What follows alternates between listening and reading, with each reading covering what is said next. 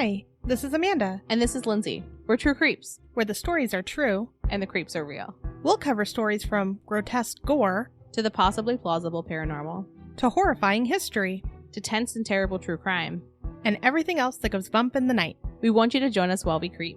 We cover mature topics. Listener discretion is advised.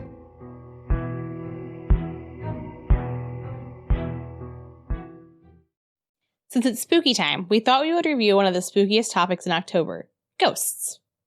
So ghosts and the paranormal have always been a couple of my favorite topics of discussion.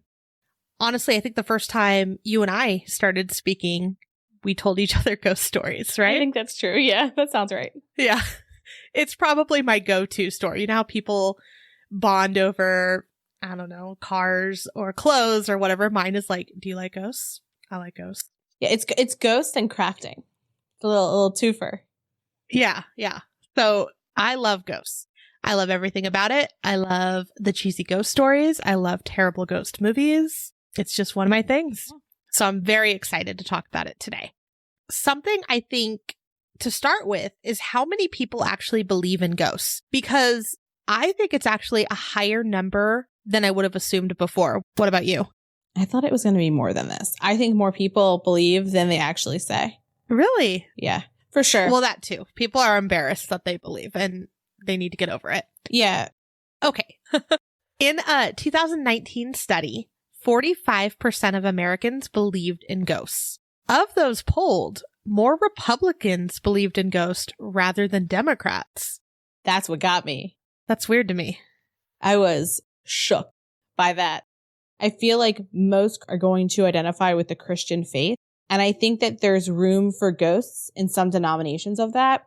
And so I think it's something that people have thought about and like came to a decision on whether they believe or not. So I wondered if it was just like they were like yes or no, like they've gotten there instead of having someone ask them and then be like, oh, this is the first time I've considered it. Maybe that's an interesting thing to poll too, I think. Like, cause yeah, that has nothing to do with either one. Not at all. I don't know. I looked at it, I was like, what? Why are you asking this? Yeah. Very weird. Very weird. So in a 2018 study, 58% agreed that places can be haunted. So maybe they don't live in a particularly haunted place, but maybe they visited one or have lived in one prior. I don't know. This is also a different population of people. So I think that when you're looking at your polling people, there's definitely things where I think that you can have a cross section of people and you can get a good feel for where people are. People's beliefs on ghosts, I don't think are like an easy thing to study and come up with a percentage for. Yeah. So in a 2018 study, 60% of Americans responded that they have seen or felt a ghost. And then 40% think their pet has seen a ghost. I love that they asked that question. And also, I feel like when I talk to people about ghosts, one of the most common things that I hear is how their pets have reacted to ghosts. Like, oh, I've never seen a ghost, but my dog, Mittens, has definitely seen a ghost. You know Mittens is a cat name. Okay. My dog, Rover. Okay, that's better. Thank you. Classic dog name. Well, that, and I'm surprised they didn't ask about children. Because if you think of any ghost story, most ghost stories, it involves a creepy, weird child, right? I mean, for sure. Or an imaginary friend. One of the two. Oh, we could have a full episode on my imaginary friend. She was terrifying. As a little spoiler, her siblings were Dracula and Jack the Ripper. I was younger than 5. Yeah, she sounds like a hoot. I was a treasure. So yeah, I'm surprised that wasn't a question asked. I mean, they're asking about the pets, but, you know, I guess a lot more people aren't having kids nowadays, so maybe that's a... Okay, so alternatively, in 2006, only 20 of those polled thought that they had seen a ghost. So maybe they believe in them, but they haven't personally seen one. 2006 to 2019 is a pretty big gap, and I think that you're getting a lot more people who probably thought about it more because, I mean, in the last decade alone, how many ghost shows exist now? With the existence of things like YouTube, you don't necessarily have to be in like a production studio and working with a network to have a show about ghosts. Now you can just do it on YouTube with your cell phone if you want.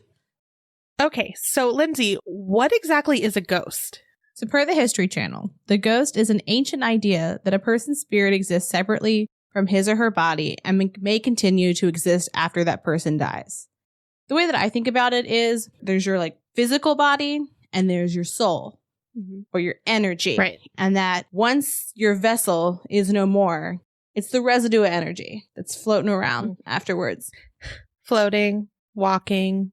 Could be your soul, starting fires. Doing all kinds of different things. So some common aspects of haunting are unexplained noises, lights, odors, breezes and temperature shifts, displacement of objects, hearing musical instruments playing when there's no one touching them, and also things that move by themselves generally. So a lot of this is going to sound familiar from our Black Forest episode, right? Like we're talking odors, we're talking our orchestra playing. When I was doing research on like the definition of like general hauntings, when I saw odors, I was like, yes, maybe I'll find more. And I was looking for chemical smells and I was like, maybe I will find something today. And I had like 15 tabs on like ghost odors, which like, what must, I don't know, the people in the FBI reviewing my internet search history be thinking about who I am as a person? It's like recipes for cocktails inspired by Halloween, ghost odors.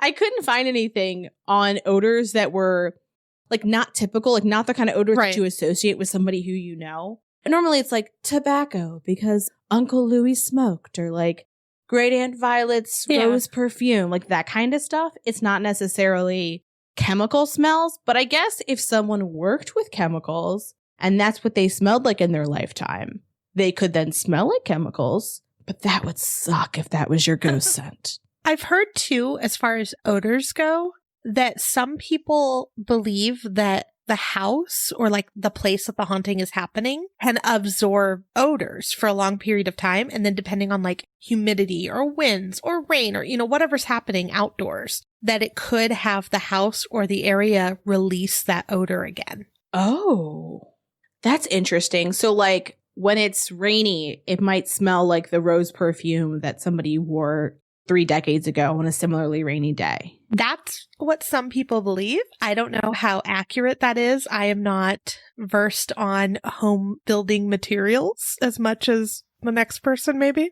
But it is a theory that that is why certain people can smell that smoke or like a cigar later on or that lavender perfume.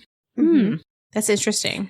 As far as things moving by themselves, I will say the first instance of me believing in a ghost is because when I was little, we had a rocking chair.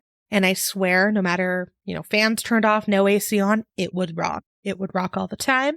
And now I will never own a rocking chair. Fun fact. I feel like that would make me want to own rocking chairs, because then whenever I was going to move into a new place, I'd bring a rocking chair with me and I'd be like, well, let's see. Are you going to rock? Are we rocking tonight? And then you know that you're either going to not live there or you're going to ask for a discounted price because there's ghosts. I really hope that when you move eventually and you have a realtor, that you at least call me, like video call me when you're telling her, oh, my rocking chair has to come along to check out these houses. Maybe I'll get like a dollhouse one. That's not creepy, right? Like a tiny dollhouse chair that I just bring around, just whip it out of my purse. I will say when we did purchase our home, there was a home that the realtor took us to, and I walked in and it checked off every box for me, right? I walked into the living room and I said, I don't need to see more. We need to leave. And she was like, what? I'm like, it's a creepy murder house. I can't do it. That's fair. So when we were thinking about like the first ghost story or the first time the ghosts were recorded, did you have an idea of when you thought it would be? In my head, I always thought Victorian era, you know, like the classic rich, pretty woman with all of her friends in front of like, I don't know, in a big table doing a seance like that. That's always what came to mind for me. But I believe it was earlier than that. Yeah. So it was the 1st century AD. And there was a Roman author and statesman named Pliny the Younger. And so in his letters to his friends and colleagues, he would write about a ghost. And he said that in his home in Athens, there was a specter of an old man with a long beard and rattling chains. So, I mean, rattling chains, that makes me think of Black Forest. Remember how we referred to them as very Muppet? Yeah. Maybe it's not so Muppet after all. Or there were Muppets in the 1st century AD. I mean, probably. So when we were looking up the different definitions for ghosts, one of the things that I came across was a poltergeist. And I think I always had a different idea of how poltergeist was defined. And maybe there's a separate type of definition that's included as well. But I always thought it had to do with like a person's energy and that it was them doing it, not a ghost. And so the definition for a poltergeist is a noisy spirit, a ghost which makes its presence known by noises. This is per etymology.com. And so what they talk about is how poltergeist it's German for noisy ghost, and it comes from the poltern, make noise, rattle, and geist, which is ghost. And I never knew that. That makes it sound less scary. It does sound less scary. I think of Poltergeist the movie, and you know how like unsettling and crazy and scary that is? Not necessarily like a ghost that just won't shut up. And you know what? To take it back a little bit, I was thinking about it a little bit more when you asked me when did I think, the idea of ghosts came. Before that, one thing that not everybody, but a lot of people discuss is the Bible. Yeah. And they're in the Bible too. Just off. Yeah. I was thinking about it more. You can't see Amanda, but I can see her. And she had this like hand under her chin, just dreamy look, just like thinking about ghosts, just like real just ghosts in her element. Yeah. So I feel like one of the ways in which we see ghosts now is the comedic ghost of a sheet. Did you see anything on that? I'm like, when that started? Yeah, actually, I had always wondered where that came from. And for some reason, I had never actually took the time to look it up. Also, my kid was a ghost last year. I love that. With like, instead of it just being a sheet, though, we made it super fancy and added, of course, lighting in it to make it super exciting. But yeah, he wanted to be a scary ghost, and we made it out of a sheet, but a little more exciting. So it was during the medieval period. Theaters would portray ghosts in attire from a different period. So like a knight in armor, in a sense. The ghosts were kind of silly because the armor was clunky and they moved slowly. So early directors decided to portray ghosts in white sheets because folks who couldn't afford coffins were buried in white shrouds. Oh, that makes sense. Creepy enough. Dead person in a white shroud equal ghosts, right? Yeah, and I think when you think about like classic ghosts in movies now, when you're thinking of a person, it's the last thing they were wearing. Mm-hmm. Maybe like the white shroud was the last thing they were quote unquote wearing. Yeah, so it just became, when I see someone in a sheet, they're portraying a ghost. That's what a ghost is. They would also have eerie music, and they would use light tricks to make it extra creepy. It's funny how they were silly, and as we progress, like if you look at the progression of like Halloween costumes, ghosts were kind of scary before, and then little by little they became more silly, and now you see people in sheets. I don't know if you've seen this costume, but I see it every year. Someone in a sheet with a bikini over the sheet, and they're supposed to be a slutty ghost. I just can't. Like, why do we have to do that? I don't know. But that's like what it's evolved to. Like that, and that's what I see almost every year here. So one of the first genres that included ghosts would be Gothic fiction. So it began in Britain in the 18th century, and it focused on mysterious, strange, and supernatural. So a lot of the theme was that something wasn't right. So like something felt off, and then as the story would unravel, you'd figure it out and have that aha moment in a sense. So as of today, Stephen King would be considered American Gothic. Oh, that's cool. So just think of his movies or his books. And yeah, I think all of them pretty much have that same feeling as you watch or read, right? Yeah. Originally, I was looking for like the first ghost story. But one of the things that I found was the first American haunting, which I assumed, I don't know why, that it was going to be in like a metropolitan area. But it was actually in Sullivan, Maine in 1799. I would think like slower area without much hustling and bustling. Yeah. So it's funny that you thought busy. I guess I figured like there's more people to see the ghost. Oh, I guess. But plenty of people saw the ghost of Nellie Butler. In September of 1799, Abner Blaisdell heard knocking coming from someplace inside of his home. And he just kind of shrugged it off at first and like went about his business. Also, we're talking about like the first recorded haunting. So this is not a thing that people are thinking about. Like this isn't even, he's probably thinking like there's squirrels in my walls. There's wind. It's literally anything. Right. So fast forward to the start of the new year in 1800, Abner and his daughter Lydia, who's 15 at the time, they hear a woman's voice and they realize that it's coming from the cellar. And then so they go down and they hear her and she says, "I'm the dead wife of Captain George Butler, born Nellie Hooper." Ooh. So Nellie Hooper Butler had died 3 years prior during childbirth. And so Abner seemed shook from the stories that I read. So he sent for her father. His name's David Hooper. And so he was skeptical, but he was also like willing to abandon that skepticism at the possibility of being able to communicate with his daughter again. Mm-hmm. And that's the theme that we're going to continue to see as we talk about ghosts, is that we talk about it being spooky and scary and all those things. I think that the reason a lot of us believe is because there's somebody who we want to talk to. And we'd like to hope when we're talking to ourselves sometimes or when we smell their perfume that it's them watching over us. Yeah, I guess from what I had read is a lot of people believe in ghosts because it helps them deal with grief of losing a loved one and being able to, have that final moment that they didn't get, or to say, no, I wasn't actually mad at you. Yeah. Something along those lines. And then also it's a comfort factor, knowing that once you die, you're not just gone forever. There's still something left of you. Yeah. Like the biggest question is what happens when we die? And if you feel like you have an answer, it makes living, I feel like, a little easier because you know what's going to happen next. So her father, David, he's a little skeptical, but he walks 5 miles in a snowstorm to the Blaisdell home just to find out if it's his daughter. After he gets there, he talks to the ghost and he's convinced that it's his daughter. And so he had, I want to think there was a written account of what he had said afterwards. And he said, "She gave us such clear and irresistible tokens of her being in the spirit of my own daughter, as gave me no less satisfaction than admiration and delight." I wonder how they spoke. So it sounds like she's just real chatty because hundreds of people recount seeing her and talking to her. Weird. Yeah. So, and it's interesting, what she says.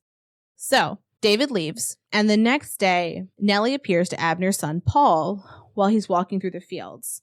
And Paul, like most people who randomly saw a ghost, he starts running towards his house. And she's floating behind him in pursuit. And then when they get to the house, she starts sassing him for not talking to her. How dare you not talk to me? But so she starts to get more and more well known, and people are going to the Blaisdell home to see her and talk to her. She disappeared for about 4 months after she talked to Paul. But people still kept coming to the Blaisdell home wanting to talk to her. So there was about 20 people hanging out in the basement waiting for Nellie to show up when she reappeared. And then, so after that point, she only appears in the basement because she says she doesn't want to scare any more children, which I thought was very sweet. By the end of 1800, over 100 people had seen or heard Nellie's ghost. And there's conflicting stories about what she said. So there's 2 different accounts of what Lydia said in regards to her husband. But everything I read said that she did talk a lot about religion, and that if folks would question her authority to talk on religion, she would get very angry. And she would be like, "Well, how dare you?" and would show them and continue. But so when she's talking about her husband, there's accounts that say that she was trying to get George, her husband, who's 28, to marry Abner's daughter Lydia, who was 15, and that she was very persistent and very adamant about it. And the other account that I hear is that she was mad at George because on her deathbed he promised her he wouldn't remarry. So those accounts are as far from one another as they could be. Yeah, and it's weird if there's so many people that heard her. Why would they have such varying stories? They were 2 different sites that I saw this. So it's possible that there was both, that maybe she was mad at first and then maybe she was like, marry her. Still interesting that over 100 people claim to have heard her. Yes. So Lydia and George were married in May of 1800, and the next day Nellie appears and she tells Lydia that she is going to have 1 child, but that she's going to die after. Then Lydia dies in childbirth 10 months later. That's super creepy. Which, that is the most petty ghost stuff I've ever heard. That she's like, fine, marry him, but you're going to die. And so because of this prediction, some people start to wonder if the ghost was a demonic spirit. Other people suggest that it was the Blaisdell family trying to convince George to marry Lydia. And then still set her fate. Yeah, still set her fate. I don't know. That's a weird one. So I don't know if you saw it in your research. I know we were researching ghosts, not necessarily demons. Mm-hmm. However, it does come up because a lot of people think of them as one and the same. I don't, but that's another topic.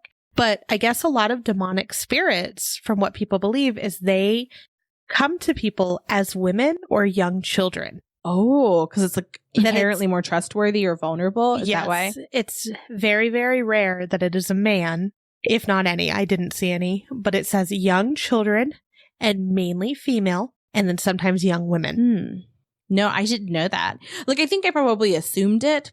You don't think about it very much, but you're like, oh. Yeah. There is a traveling preacher named Reverend Abraham Cummings who was in Sullivan during this time. And he was very skeptical, and he was actually pretty heated about this. So he was like marching his way over to the Blaisdell house to give Abner a piece of his mind when he sees this ghost of Nellie himself. And my first thought about when I read this was like, were traveling preachers this much of a thing? Because I'd never heard about it more than I have in researching for our podcast. I was like, another one? This can't be. Right, I don't trust him. But so, yeah, I'm like, I was like, I'm like, do you have a weird confession to make? So he sees Nellie, and then he's like thoroughly convinced. So he collects 31 accounts from sightings from residents of the town, and he writes a book about it. I'm going to take a very long, deep breath before I say this because it's the longest book title I've ever Okay. Immortality proven by the testimony of sense, in which is considered doctrine of specters and the existence of a particular specter. Yeah, that's the longest book title I've ever seen. Yeah, it's a long one. So Nellie only appears one more time after Reverend Cummings sees her. And it's that following August. And folks were in the Blaisdell Center to hear her talk about religion, because that's what she had started talking about the most. And somebody had kind of like countered her and said, like, you can't talk about this. So then she like left the Blaisdell house, and she's followed by 48 people who were apparently with her. And they go from the Blaisdell house to the neighboring house, which is a couple miles away. And she follows them there. And then she appears in a field, like in front of everyone, and is never seen again. Weird. I'm trying to imagine these 48 people following a ghost to a neighboring house and like what that would have looked like. Okay, it's a little bit eerie to predict someone's death. But aside from this, nobody was scared of her. They were just like, oh, it's odd that Nellie died 3 years ago and is talking to us now, but it seems like she's got some things to say, so we're going to listen. That's an interesting way to look at it too. I didn't even think about how these people were just so accepting of this ghost. How was this done? You know, when I read a ghost story, I'm always skeptical, you know, like, was she still alive and she just put on some really white makeup and a flowy dress? She died in childbirth, and so did her child. So I don't think that there is like a hoax of her death by any means. Did she have a twin sister? Oh, they didn't cover that. Mm. You cracked it right there. I cracked the Cracked case. this case wide open. She put on really white makeup, a flowy dress. As one does. Mm-hmm. One of the accounts that was in Reverend Cummings' book was from Mary Gordon, who was a resident of the town. And she said, at first, the apparition was a mere mass of light, then grew into personal form, about as tall as myself. We stood in 2 ranks about 4 or 5 feet apart. Between these ranks, she slowly passed and repassed, so that any of us could have handled her. At least the personal form became shapeless, expanded in every way, and then vanished in a moment. See, that is insane to me, because nowadays, of course, you can make that happen with tricks of light, and yeah, we just have so much technology nowadays that can do this. But in 1800, they didn't have anything like that. I think it's interesting because if this was in like today, right? And someone said, my daughter's boyfriend's ex-wife is haunting us, I don't think people would be handling it positively. They might be kind of in all of it and there for like the ghost hunting aspect, but I think that people would first question sanity. Yeah, that's true. So as we're chatting about ghosts, we're kind of going through a little bit chronologically. So we started with 1799 with Nellie. And then, so next we have the first recorded instance of the witching hour in 1835. Yeah. So a lot of people believe that ghosts come out in the middle of the night. And a lot of, even like ghost shows, they're like, we're going to do it at the witching hour. We're going to do it past midnight. And there is a big debate on, when is the witching hour? I've seen the period between like midnight and 3 a.m. Okay, so yeah, a lot of people do believe that it's between 3 and 4 a.m. because there was a period of time in 1535 where the Catholic Church forbade activities during that time because it was rising concerns of witchcraft in Europe. So they're like, that's when witches do things. I don't know. That's just very strange to me. But witch hunts, demonic activity, exorcisms, and rituals have all become intertwined with what is called the witching hour. And you see it everywhere. You see it, like I said, in the ghost hunting shows. You see it in movies. You see it in pretty much any haunting. Like, things happen in the middle of the night. And for some reason, a lot of the movies will like do a clock shot, and then that's what was in my head. Something scary is about to happen. It's, the clock turns to 3 a.m. Uh-oh. So a lot of people are afraid of this time of night. So there is a debate as to why. Some believe that the witching hour is the time of night where the veil between life and death is the thinnest, allowing spirits and ghosts to travel. So remember, a traveling train station of ghosts, portals, and all of that, that's when it's active. Others believe that witches and psychics are more powerful at this time. And it could be maybe that thin veil, who could know? Some aren't really sure what the witching hour is, but they're just under the assumption that nothing good happens at 3 a.m. Which, yeah, I see that. The number 3 is often a mockery of the Holy Trinity as well, making it the perfect time to carry out evil. Ooh. I'll calendar that in for my planner for when I've got evil deeds. Yes, so 3 a.m. You're only doing something bad at 3 a.m. So here's a more logical approach to it. For most people, at 3 a.m., their body is going through the REM cycle. So that's the deepest sleep. That's the rapid eye movement is, I believe, what it's called. And it's when your heart rate slows down, your body temperature drops, and then it generally dulls as many functions as possible so that you get the deepest rest. When you awake during that time, when your body is in this REM phase, you feel odd, or it feels like a jolt to wake up. And so that might be also why you wake up and then you immediately look at the clock, like, why am I up? What time is it? It's still dark. And then they're like, oh, it's always at 3 a.m. That means something bad. Have you ever had a dream that you were tripping or falling? Mm-hmm. I've heard old wives' tales. That means like a ghost is like pushing you. And I have those all of the time. I've heard that, or that you are like traveling spiritually and that you were woken up before you had time to come back. Oh, I don't like that because I'm not doing it on purpose. Yeah. If I'm astral projecting, I wouldn't be meaning to. Right. Yeah. Yeah. So like people that do that, there have been accounts, and I can't verify where or specific ones because this is off the top of my head, but there have been accounts where people have haunted places while sleeping with the astral projection. Oh God, I wish I could do that. And I feel like it's a story that I've known since I was little, but there's a woman who would go to this house, and it was like her dream home all the time in the middle of the night, and she'd tell her husband about how much she loved this house. And then they went on vacation, and I forget where they went, but they drove by the house. And she goes, oh my gosh, this is the house that I've been dreaming about. It's perfect. It's everything. And to her husband, it's like, oh, it just matches what she likes in a house, or like what she's thought of in the house. And she says, I have to see inside of it. So she talks her husband into knocking on the door. And when they open the door, they gasp because she's the one that's been haunting the house. I got literal chills from that story. That's highly unsettling. It is. Yeah. We used to have slumber parties, and we talk about the scariest things that we've heard. And that was one. And I swear I've read it somewhere too in a book, but I have a lot of books, I feel like, so I don't know. tween and teenage Lindsay and Amanda would have gotten along. At my birthday parties, you were like, it's Ouija board time, and weird shit would happen. But that's for another time. So when you're thinking in terms of like rituals and trying to commune with ghosts, I don't think anything really connects with that more than spiritualism, right? Mm-hmm. Yeah. So spiritualism is the belief that the dead can communicate with the living. And it was attractive to many people of all different social classes, more popular with women than with men because women were thought to be more spiritual. And also, women were thought to be better spiritual mediums because they had, quote, a better predisposition to spiritual perfectibility. And it was really a fad in America and Europe in the 1850s. What I think of when you describe that is Sarah Winchester. Yes.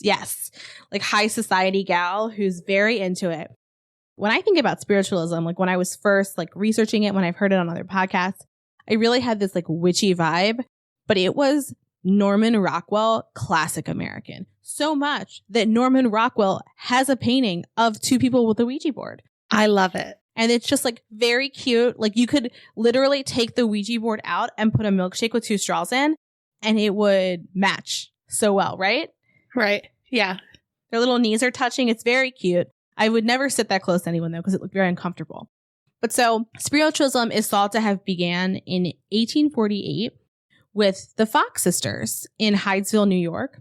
They were both teenagers when they claimed that they communicated with the ghost of a man who'd been murdered in their house before they moved in.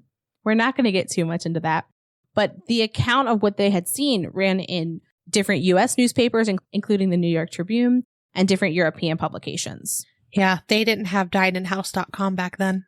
They did not, nor did they have Reddit. As an additional note, while it wasn't invented during the height of spiritualism, the Ouija board is a product of spiritualism because it made communication with spirits a lot quicker. Because at one point, folks will do the alphabet. They were like A, B, C. And then if there was a knock, they would write that letter down and it would be this grueling process. And because of that, the talking board was invented and was later coined and patented as the Ouija board, which we'll get into more in depth in a later episode. But it's definitely worth mentioning in our spiritualism section. So to give you another visual of spiritualism, Queen Victoria and Prince Albert participated in spiritualist seances.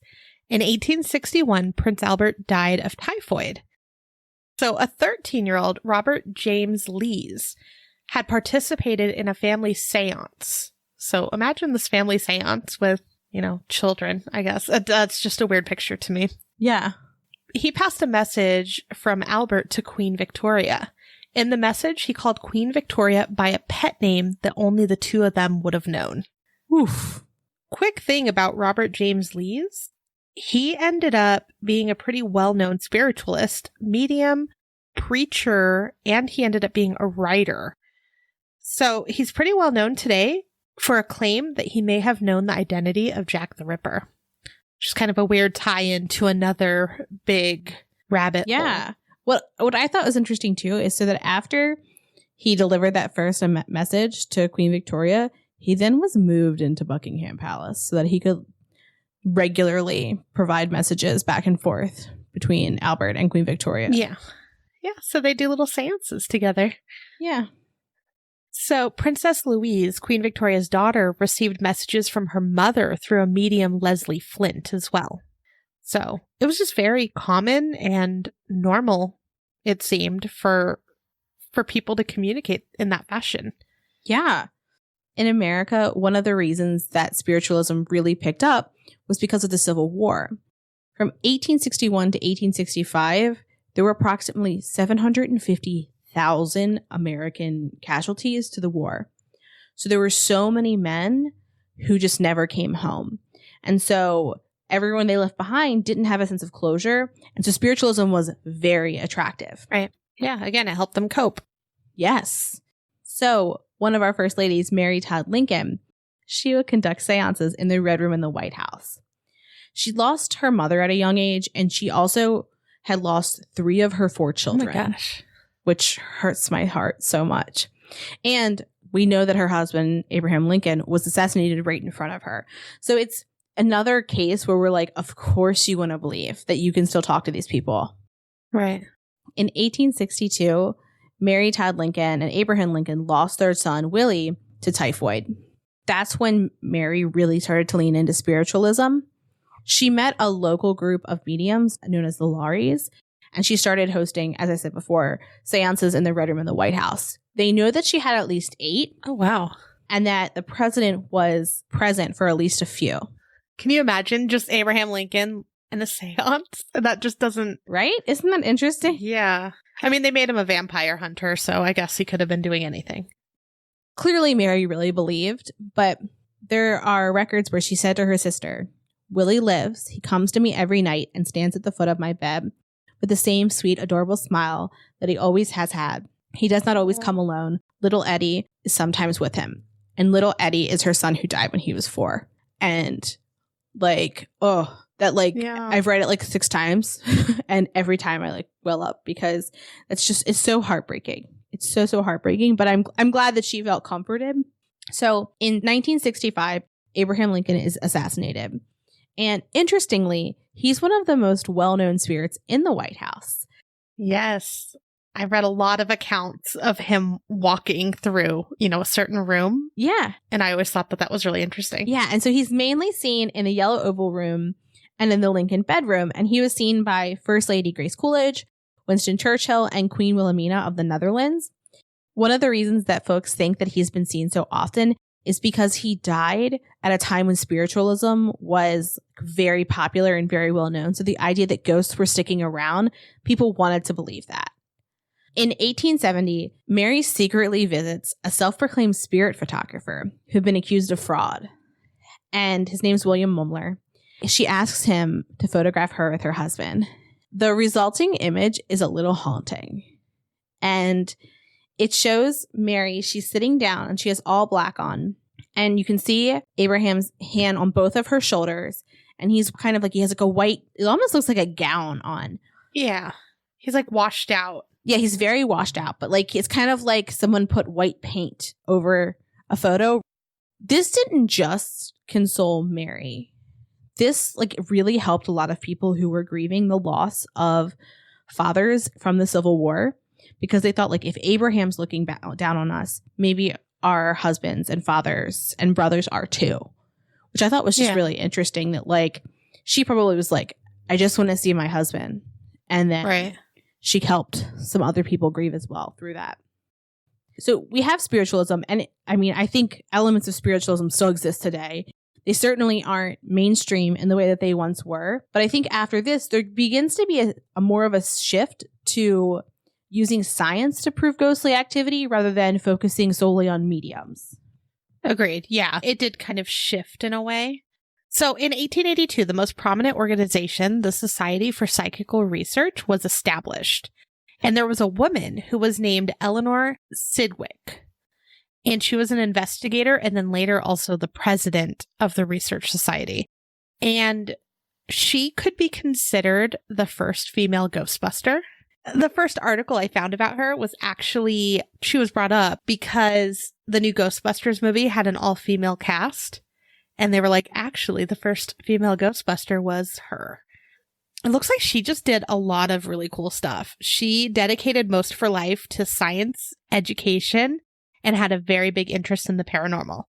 She also helped expose fraudulent activity on some of the self-proclaimed psychics, ghost summoners, mystics, and all of that. So she kind of was like the person that would go and investigate and be like, nope, they're up to no good.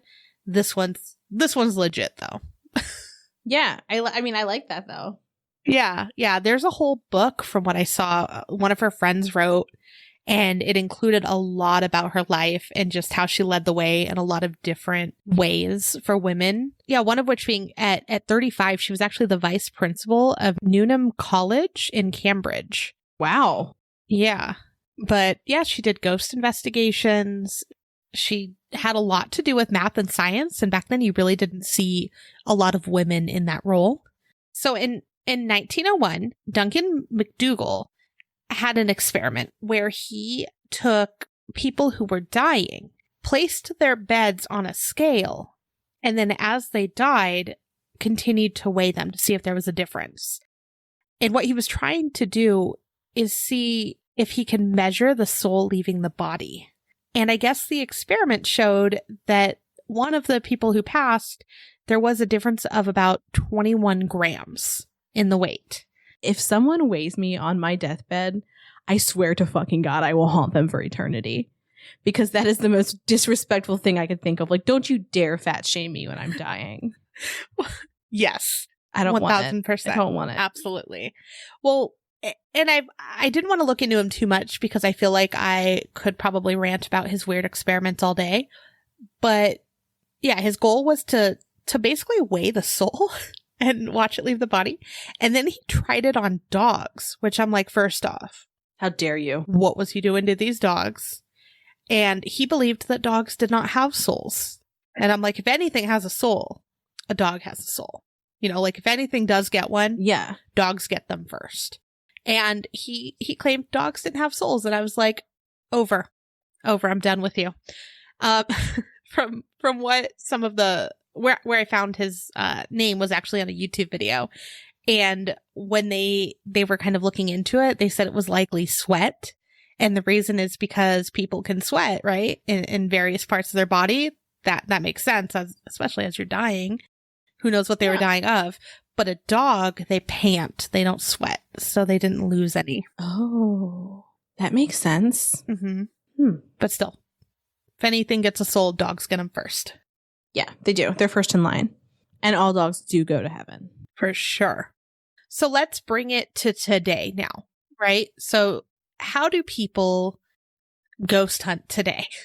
There are various websites and stores and all kinds of fun stuff that sell modern tools for ghost hunting. I got a lot of this off of my favorite store because I actually shop there, and it's called Ghost Stop. And Ghost Stop has all like the basic tools that, you know, anyone that ever wanted to get into ghost hunting could just easily purchase. And personally, I own all of these. So I love that. Yeah. So EVPs are electronic voice phenomenon. And you can take, honestly, any audio recorder. And basically, you can ask questions and then play it back, put it in an audio program, see if anything comes back. Now, something that I brought up on one of the last episodes is when doing an EVP, a lot of these ghost hunting shows are holding it. And when they're holding it, it's rubbing against their arm or their clothing or whatever. And it's not always what they think it is because their arm is hitting it. It is very sensitive and it should be placed on the floor or on an object that isn't moving. And typically that's where I'm going to say, okay, maybe that could be something. I don't know. So also there's the very commonly used EMF reader. And what that does is it measures fluctuations in electromagnetic fields. Basically, the theory is that the ghosts have the ability to manipulate these fields. Now, they're pretty cool. I mean, mine beeps, like it goes crazy. However, they can be interfered with very easily. So just because it goes off, it doesn't mean, oh my gosh, something's here. It also can mean there's some wiring in a wall, something as simple as that. So I don't use it as often, but it is kind of a cool thing, especially if you're in like a really, really old building without anything and you're like in the middle of this hallway, why is it going off? And you can't replicate it all the time. Sure. Well, another thing is thermal cameras and thermometers. And I talked about this on the Black Forest haunting because that's what Sightings had used, is a thermal camera. And all it does is it measures temperature changes. So even a simple thermometer, like a laser thermometer, works too. But if you want to visually see what's going on and see the visual changes in temperatures, then you'll want the camera. And they just say one way or another that ghosts can change the temperatures in the environment. So another pretty common tool, or I guess two tools, is ghost boxes and spirit boxes. And both are like little devices that basically use radio waves to help a ghost speak. It uses radio frequencies. That makes me think of two things. The first is a police scanner, but it has ghosts, and it's for Ghostbusters, like Eleanor that we discussed earlier. And then the second is it makes me think of Bumblebee from Transformers and how he would use like snips of songs. Yes, that's actually a perfect way to describe it. So I have what's called the S-Box Ghost Box plus recorder is the one that I have. It's a very basic like intro one. It's nothing too fancy. But I did take it to the Queen Mary last year before. And on the top deck, it said something twice in a row. Just a little skewed. So the first time it said, look at the lights. And I'm like, look at the lights. I was with a couple of other people and we repeated it. And then after probably a minute or so, it said, look at the pretty lights. But because it's scanning, it's different voices each time it said it. It's, it's a different frequency. That feels like too specific to have it be not the same thing. Right. So it totally could be just a weird coincidence. But I will say from the top of the Queen Mary, you can see the boardwalk. And when we were there was like a music festival too. So it was a little more busy on the boardwalk. And it did look really pretty at night. It was like middle of the night that we were up there. I'd say probably 2 a.m. or so. And yeah, it's just super interesting. I loved it. And if anyone ever can go and look at the Queen Mary or visit it, I highly recommend staying because it is fantastic. Where is it? Long Beach, California. Oh, okay. It's not terribly far from me, at least, but it is just so cool to see. It's been used for various different things. There's a lot of unfortunate things that happened, a lot of really cool things that happened with the Queen Mary. There's a lot of different tours you can take. And I will say there were several areas that really did creep me out when we were there. Oh, that's cool. So there's so many theories on what ghosts are and how to find them and where they'll be and where there's not. But there's also a ton of theories on how to debunk ghosts and how to just explain it away. And so we have a few that we're going to discuss that were kind of salient to us that we thought were pretty interesting, but this is by no means an exhaustive list. So one of the most common ones is sleep paralysis. And again, this could happen in the witching hour. A lot of people think so. But about 30 to 40% of people experience it at least once in their life. It's best described by a neuroscientist named Balan Jalal, and he described it as dreaming with your eyes open. There's been many studies on it, and why we believe it happens is most of our realistic dreams happen during REM, or rapid eye movement sleep cycle, right? And in the stage, your eyes move around under your eyelids, but the rest of your body can't move. It's pretty much paralyzed. So it stops people from acting out whatever weird dream they're having. You don't want to be, swimming in your dream and hitting your partner, right? Sometimes when you wake up and the paralysis didn't stop yet, you're kind of in this weird in-between. And I guess a lot of people still see very odd things or shadows or what they believe might be ghosts, demons, all kinds of crazy things. But it's just like this weird in-between area between deep sleep and being awake. If you follow a schedule where you're awake in the day and asleep at night, then that means that your REM cycle is likely going to be during the witching hour, right? Yes. So, just because there is a scientific explanation doesn't exclude a non-scientific explanation though, right? In my opinion, yeah. Just because that happens during that time and it's more likely, not everyone is going through sleep paralysis. And again, they said 30 to 40% of people experience at least once. That's still not every single person, Yeah. I sleep with my eyes open like a real fucking weirdo. And it's terrifying. I say it's terrifying only from the accounts of others because I'm clearly asleep. No, thank you. I don't even like when my dogs do that. I wake them up and make them fall asleep again. I don't know if Ben's ever seen it. Maybe he has. I'm not sure. But I'll wake up and my eyes will be so dry and I can tell that I've been sleeping with my eyes open. But I know that I did it as a kid. And again, I just want to point out, as a child, I was a treasure. And your Furby eyes are great. Oh yeah, when I smile, my eyes look like the mouth of a Furby. So there you go. Happy Halloween, y'all. I sent you the image that I have on Instagram, right? Yeah, you did. And I laughed for 5 minutes. It's just there and ready. It's just, I want people to know that when I say that, I 100% mean it. It's not me just having self-deprecating humor. It's real, My eyes look like a Furby mouth when I laugh. Who, out of everything in the entire world, who goes to Furby? You don't talk about like Furbies in like your daily life and how like compare things to them. Yeah, that's cool. Yeah, me neither. Cool. I mean, I told you I have a Furby that lives in my cabinet in my kitchen. There's this TikTok creator that I'm like low-key obsessed with, and it's called Long Furby. And it's just so weird, and I love it. And you can't be sad when you're looking at a weird long Furby video. Anywho, No. let's talk about hallucinations and how some people think that ghosts are just hallucinations. When I think hallucinations, I think of visual hallucinations, but that's not the only way someone can hallucinate. You can hallucinate with your other senses. So you could feel like your phone buzz and then it actually didn't buzz, but you just kind of hallucinated it. Yeah. You can also have Right. auditory hallucinations where you just hear something and you can just smell something that isn't there. All of this to say that you could have thought you saw something. That doesn't mean you did.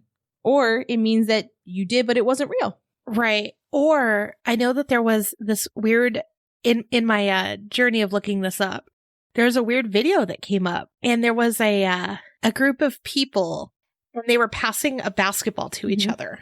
And you were supposed to focus on how many passes there were in this video, right? So you're sitting there and you're staring at the ball the whole time. Well, at the end of the video, they're like, did you see the gorilla? And I was like, yeah, I saw like this like mascot looking thing walk by. And I thought it was the mascot of whatever basketball team or something, you know, like maybe it was at the school, who knows? But I guess many people don't see the gorilla because they're so focused on the ball that they don't see something that happened in front of them. So your mind ignores it, right? Yeah. But let's flip that around. Let's say they're focusing on something like that where they're like something weird's happening, but they don't give their mind enough time or they don't analyze the situation more to give it a reason for that weird thing to happen. Exactly. We talked about this last time too. Is like, I think that different people, depending on what they grew up and how they grew up with things, they're more or less likely to believe in the existence of the paranormal or something that seems like a far-fetched conspiracy based on what's been real in their life, right? Like, for you, gorilla mascots, real in your life. You're seeing them walk by. But other people, they're so engrossed in the sport that maybe they don't even care about a mascot. Yeah, that's true. That's true. But I mean, it definitely like gave perspective that a lot of people don't notice it. And because I said it, I'm sure you're going to be like looking for it. But maybe show it to like Benji and I'll show it to Mike and we'll see if they notice it. Oh, yeah. Yeah, I'll do that. So another thing is pareidolia. And that's the tendency to see faces in random things. So, for instance, if you see happy faces or faces on like cars, right? Or bricks or things like that. Another example would be when you're looking at clouds and you see shapes in the clouds or people in the clouds. So it's your brain's picture of reality, but sometimes you're seeing things that aren't necessarily there and putting something on top of it. And then also sometimes you may miss something that's there because you have your attention focused elsewhere.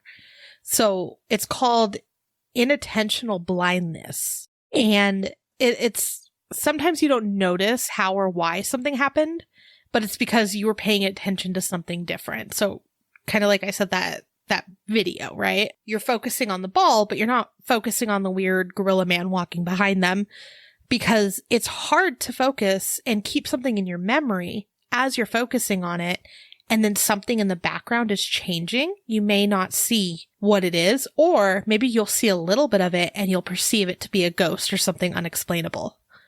So there's that, like, say you're like watching a show and you're really into it and you know that you had put the remote control next to you, but then someone who lives with you picks up the remote and like they're about to change the channel and they don't. So they put it on a table nearby. Yeah. And you didn't even know they did that because you were into your show. Right. But all you know is that the remote was once next to you and now it's at a table across the room. Like that kind of thing. Is that what you mean? Yeah. Or better yet, if that person went to change the TV, right?